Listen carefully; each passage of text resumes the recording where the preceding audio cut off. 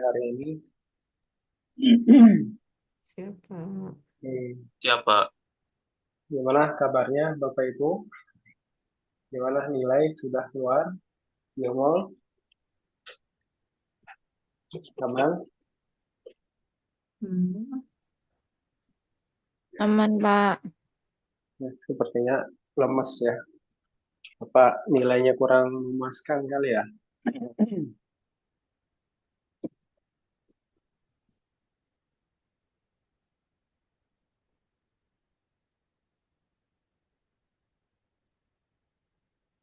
Sore, Pak.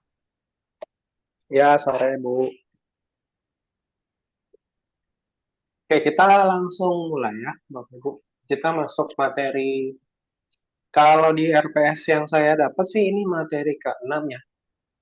Jadi harusnya ini menjadi materi ke-6. Kita berbicara tentang marka genetik ya atau biomarker. Sama mungkin nanti ada tambahan sedikit saya bahas tentang preparasi sampel untuk deteksi molekuler ya. Tapi fokus kita hari ini Bapak Ibu kita fokus ke eh, marka genetik ya atau biomarker ya, biomarker. Saya sudah kirim link materi kuliah hari ini Bapak Ibu di kolom chat Zoom dan juga tadi saya sudah kirim juga ke PJ ya Bu Amanda untuk materi kuliah hari ini juga. Nanti link itu tolong disimpan Bapak Ibu. Nanti untuk materi-materi berikutnya saya tinggal upload di situ juga. Jadi Bapak Ibu bisa akses materi-materi kuliah berikut-berikutnya di situ ya. Jadi di save, tolong di save saja untuk link yang saya sudah bagikan tadi. Baik, Pak. Oke,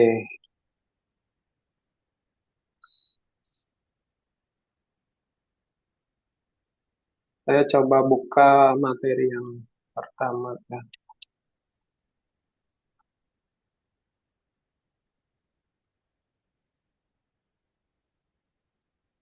Di situ Bapak Ibu ada 3 materi yang saya upload ya. Kalau untuk yang real apa namanya yang SARS-CoV-2 itu hanya tambahan saja Bapak Ibu. Mungkin ini hanya sekedar review saja untuk sekedar baca. Siapa tahu nanti Bapak Ibu apa ya kita siap-siap ya kalau misalkan ada kasus atau pandemi yang sama yang terjadi nanti di masa yang akan datang ya. Namun saya coba buka yang pertama itu untuk preparasi sampel untuk diagnostik molekuler ya. Saya coba share screen.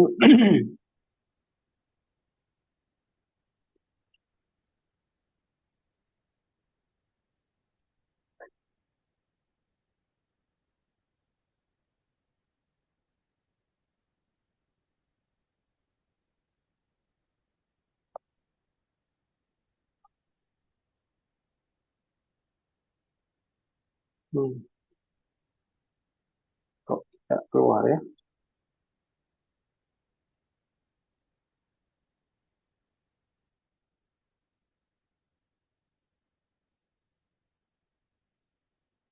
Oke, Eh, ini sebenarnya artikel review ya, Bapak Ibu ya. Jadi ini artikel review dari beberapa jurnal. Jadi si penulis ini mengambil beberapa referensi untuk menggambarkan bagaimana proses preparasi sampel untuk digunakan dalam proses diagnostik molekuler ya berkaitan dengan topik kita hari ini. Ya, ini untuk blood culture. Oke, ini yang untuk workflow untuk diagnostik untuk POC ya, point of care ya. Jadi mungkin sebagian dari Bapak Ibu sudah tahu ya. Jadi ketika kita membutuhkan proses testing atau diagnosis ya, alur yang kita lakukan kalau berhubungan dengan diagnostik molekuler itu adalah yang pertama pastinya kita pengumpulan sampel ya atau sampel collection. kemudian preparasi sampel, kemudian analisis VOCT, kemudian nanti hasilnya keluar, gitu ya. Kalau kita berbicara untuk yang tes yang lain gitu ya, kalau dia non VOCT gitu ya, untuk laboratori standar gitu ya, untuk standar laboratorium kita bicara proses pengambilan sampel, kemudian transport dulu ya ke laboratorium karena harus dikerjakan secara onsite ya, preparasi sampel, analisis, kemudian pembacaan hasil. Ya, itu mungkin perbedaannya kalau kita mengerjakan sampel atau pengujian itu dilakukan secara VOCT atau misalkan dibandingkan dengan pengerjaan di laboratorium. Ya, ini salah satu contoh untuk proses preparasi untuk diagnostik molekular ya. Jadi ini contohnya untuk gold standar untuk berhubungan dengan mikroba ya, mikrobiologi. Ya. Jadi ini preparasi sampel yang diperlukan. Jadi kalau kita mengambil sampel, contohnya ngambil sampel dari darah atau dari urin gitu ya. Seringkali kita melakukan proses kultivasi dulu ya, kultivasi. Kenapa harus dilakukan kultivasi? Banyak alasannya, tapi salah satu diantaranya adalah supaya kita bisa mendapatkan koloni murni ya, atau koloni tunggal ya. Karena biasanya kalau kita ngambil dari sampel itu bisa mix gitu ya. Misalkan kayak dari urin contohnya. Di urin itu bisa saja banyak jenis bakteri gitu ya yang bisa kita dapatkan.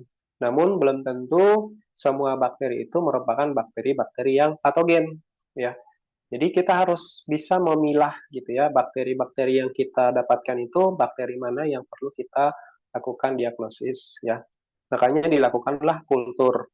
Dilakukan proses kultur supaya kita mendapatkan koloni tunggal. Ya. Dari hasil koloni tunggal itu, jadi koloni tunggal itu dianggap sebagai satu sel bakteri, ya, mewakili satu spesies bakteri, maka satu spesies bakteri itu nanti akan dianalisis satu persatu. Dilakukan pemeriksaan mikroskopis, dilakukan pengujian uji sensitivitas bakteri terhadap antibiotik, kemudian dilakukan pewarnaan gram. Nah, dari koloni ini juga kita melakukan proses ekstraksi DNA, kemudian kita lakukan proses sequencing. Sequencing ini kalau kita mau sampai ke identifikasi spesies. Tapi kalau kita hanya sekedar positif negatif dan primernya itu sudah spesifik, tentunya tidak perlu sequencing, cukup hanya PCR saja. Tapi kalau kita mau sampai spesies, mungkin sampai ke strain-nya juga, maka kita melakukan proses sequencing, gitu ya. Jadi kita harus bisa membedakan apakah molekular yang kita lakukan PCR, real-time PCR, atau sequencing. Ya, masing-masing memiliki tujuan yang berbeda-beda. Ya. Oke, ini contoh untuk workflow menggunakan dua pendekatan ya untuk diagnostik molekular ya, di dua pendekatan yang berbeda untuk proses analisis sampel ya. Jadi nanti ketika sampel diambil, kemudian sampelnya dialiquot ya. Dialiquot ini tujuannya untuk apa? Tentunya dalam satu dalam satu sampel seringkali kita melakukan pemeriksaan yang berbeda-beda. Ada beberapa pemeriksaan yang kita lakukan. Jadi kalau kita mau melakukan pemeriksaan ekstraksi DNA, maka kita aliquot dari sampel yang kita dapatkan, kemudian kita lakukan proses analisis ya. Analisisnya apa? Bisa PCR, bisa sequencing gitu ya. Jadi itu sampel yang dibutuhkan ya. Jadi tiap sampel itu sebenarnya ada beberapa perlakuan khusus ya.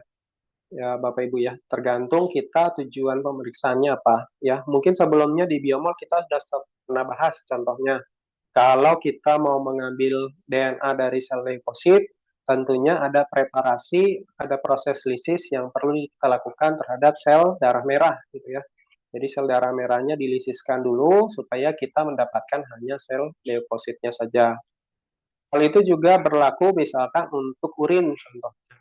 Kalau di urin kita mau mendapatkan bakteri, ya. Ada juga baiknya kalau kita melakukan proses sentrifugasi, ya. Jadi sentrifugasi untuk mengendapkan si sel bakterinya sehingga nanti protein-protein yang lain yang kita tidak butuhkan untuk molekular itu bisa kita buang, gitu ya. Jadi kita melakukan sentrifugasi untuk mendapatkan hanya sel bakterinya saja, ya. Oke, itu sedikit saja ya Bapak Ibu. Sebenarnya kalau misalkan bicara tentang preparasi sampel, kita bisa mengacu pada kit insert dari sampel, kit insert dari metode yang digunakan, terutama untuk ekstraksi DNA ya. Kit insert yang ada sekarang itu sudah, menurut saya sudah lengkap ya, sudah sangat baik. Berbeda dengan beberapa tahun lalu yang dimana kalau kita mau preparasi sampel kita harus nyari jurnal dulu gitu ya, nyari artikel dulu, kemudian kita lihat preparasi sampel yang dilakukan apa. Tetapi dengan kit komersial sekarang sudah banyak optimasi sehingga ketika kita mengambil sampel itu sudah dijelaskan juga untuk tahapan preparasi sampelnya itu seperti apa sebelum masuk ke analitik gitu ya. Nah, sekarang saya akan masuk ke biomarker ya atau gene marker.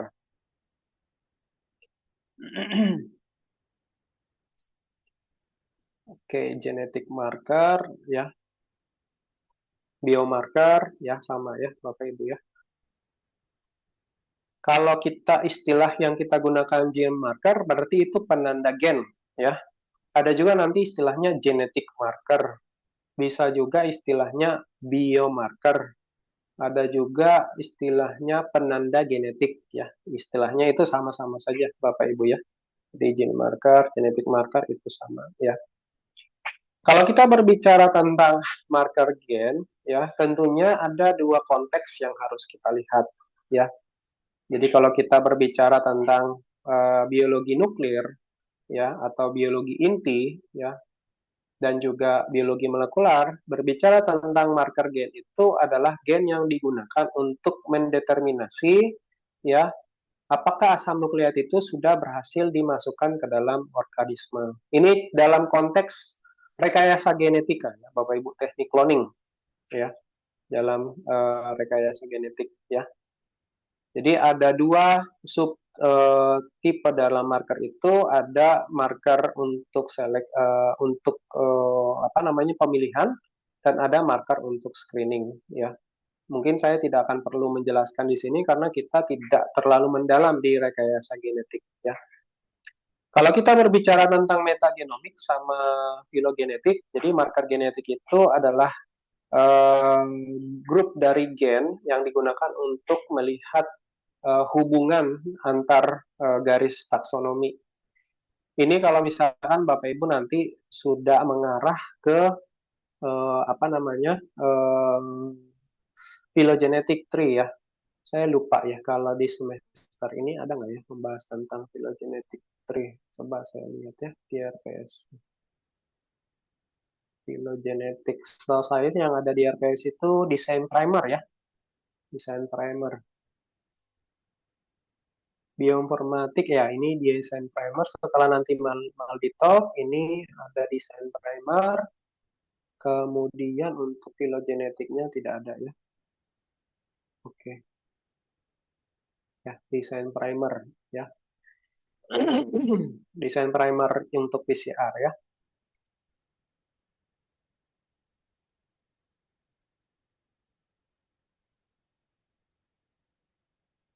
Ya. Jadi desain primer. Jadi desain primer itu dasarnya itu marker genetik, Bapak Ibu. Jadi kalau Bapak Ibu nanti akan praktikum desain primer, Bapak Ibu harus tahu dulu marker genetiknya apa, gitu. Ya, penandanya apa? Penanda genetik, gitu ya. Semoga nanti apa yang saya sampaikan hari ini bisa jelas sehingga nanti Bapak Ibu ketika desain primer tidak terlalu pusing ya, tidak terlalu bingung. Ya. Jadi marker genetik yang digunakan adalah gen atau DNA sequence yang diketahui lokasinya, ya, yang digunakan untuk identifikasi individu atau spesies, ya. Jadi ini digunakan. Contohnya, kalau kita mau, jadi marker genetik ini nanti ada dua jenis ya, Bapak Ibu. Ada yang dia spesifik, ada yang sifatnya umum, ya.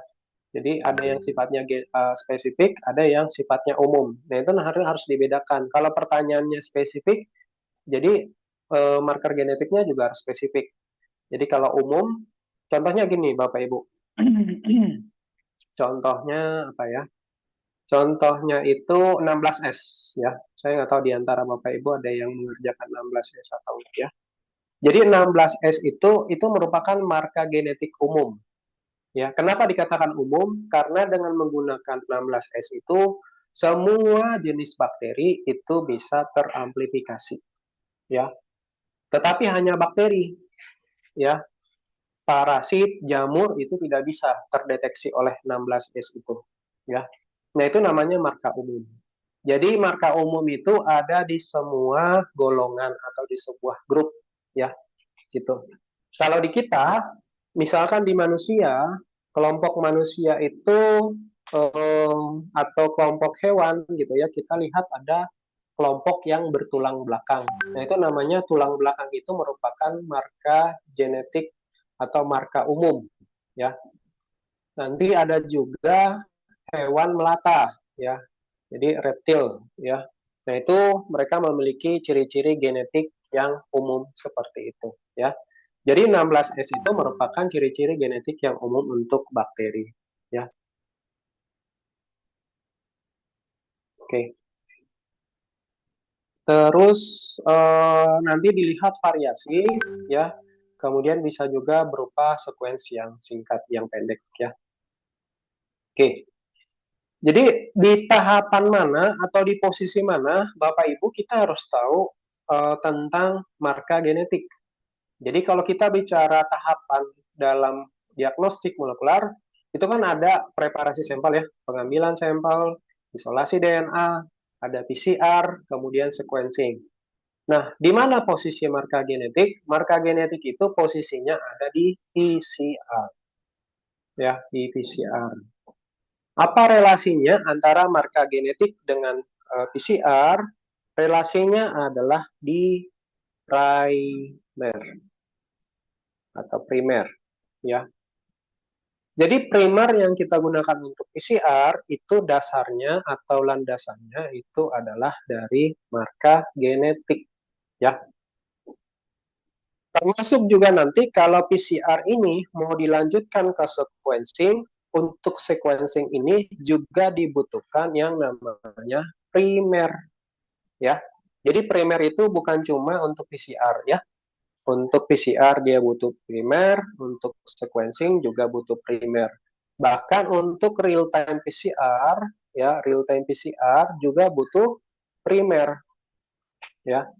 PCR, sequencing, real time PCR itu butuh primer atau primer. Nah, primer dasarnya dari mana? Marka genetik. Ya. Nah, bagaimana hubungan antara primer dan marka genetik? Disinilah masuk komputer, yaitu bioinformatika. Ya, bioinformatik. Ya. Jadi kalau kita mau desain primer, Bapak Ibu, itu dasarnya adalah marka genetik atau biomarker. Ya. Jadi membuat primer dasarnya adalah marka genetik. Ya. Oke, sebelum saya lanjut, untuk sampai di sini Bapak Ibu ada pertanyaan tidak ya?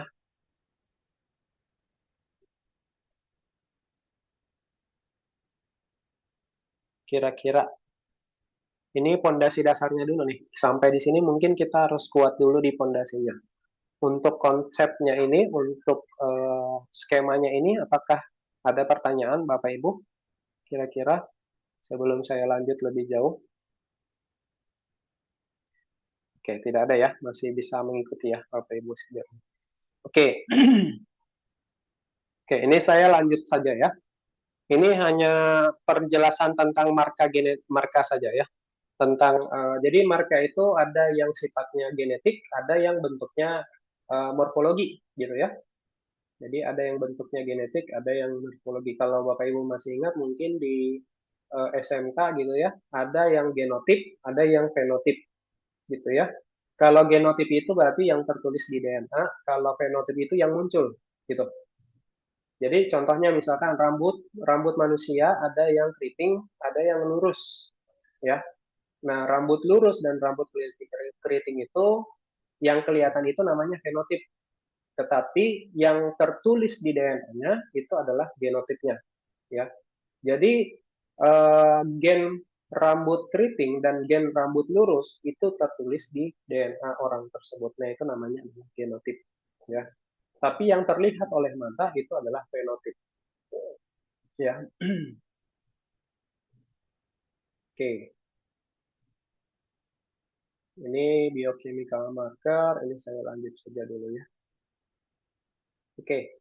Jadi dari apa tujuan dari genetic marker itu? Jadi dengan genetic marker kita bisa melakukan identifikasi atau klasifikasi makhluk hidup, ya.